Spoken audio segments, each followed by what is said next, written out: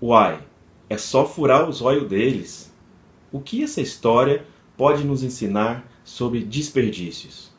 Eu sou Humberto Rocha, gestor e especialista em qualidade e produtividade. Seja bem-vindo a mais um vídeo do canal Leadership.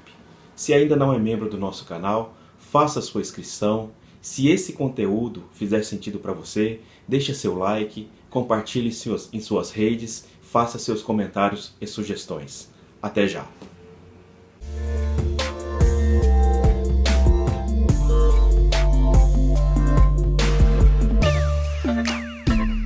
Não se gerencia aquilo que não se mede.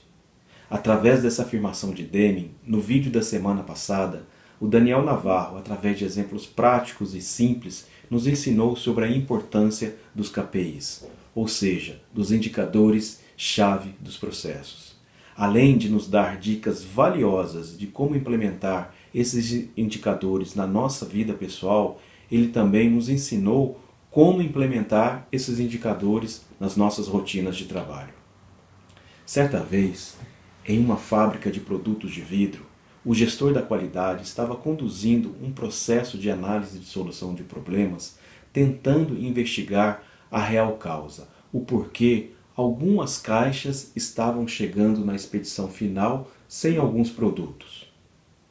Então, eles foram para o Gemba, onde as coisas realmente acontecem, e começou a observar a rotina dos operadores responsáveis pela embalagem daqueles produtos. Ele constatou que alguma determinada hora do dia, esses operadores se distraíam gastando entre 10 a 30 segundos observando as fotos das revistas, lendo as manchetes dos jornais que eles utilizavam para embalar os produtos e colocá-los dentro da caixa. Então, através de novas observações e constatações, eles chegaram à conclusão que aqueles 10 a 30 segundos eram suficientes para que os operadores se distraíssem e em um determinado momento esquecessem de colocar os produtos dentro das caixas. Reunindo a equipe de engenharia de processo, de manufatura, de qualidade, de manutenção, eles gastavam horas, dias, semanas, tentando desenvolver um dispositivo, um Poka-yoke, que fosse capaz de impedir aquela falha. Então, um operador da expedição procurou o seu líder e deu a seguinte ideia: uai, é só furar os olhos deles. Após algumas risadas, brincadeiras, aquele operador avançou na sua sugestão e concluiu: se eles estão perdendo tempo ou se distraindo vendo as manchetes das revistas ou lendo os jornais, então coloque naquele posto de trabalho pessoas com deficiência visual, ou seja, coloque naquele posto de trabalho pessoas cegas. No primeiro momento essa ideia pareceu um pouco absurda, mas eles foram desenvolvendo, foram agregando valor àquela ideia e decidiram implementar. Então eles colocaram pessoas com deficiência visual para trabalhar naqueles postos de trabalho. O resultado foi impressionante.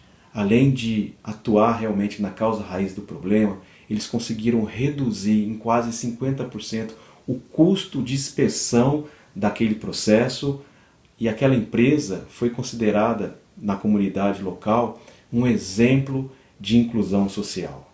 Revisitando a origem da criação da filosofia Lean, assim como narra o livro A Máquina que Mudou o Mundo, um dos seus criadores, Taiichi Ohno, tinha um olhar diferenciado para fazer com que os seus colaboradores não se tornassem algo descartável, assim como era proposto pelo modelo de Ford.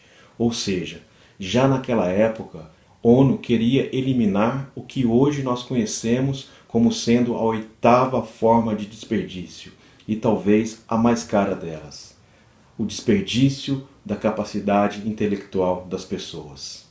E mesmo após 60 anos da sua criação, a filosofia Lean continua sendo desafiadora e até mesmo algo desconhecido para muitas empresas brasileiras. Assim, ao trazer essa reflexão, eu quero convidar, principalmente você que é gestor, a olhar com mais atenção para a sua equipe. Não despreze, não desperdice a capacidade intelectual das pessoas. ouça com atenção genuína toda e qualquer tipo de ideia ou sugestão, mesmo que no primeiro momento elas possam parecer absurdas e sem sentido. Com certeza, você vai se surpreender com ideias novas, inovadoras e de baixo custo. Eu sou Humberto Rocha e você acabou de assistir a mais um vídeo do canal Leadership. Até o próximo vídeo.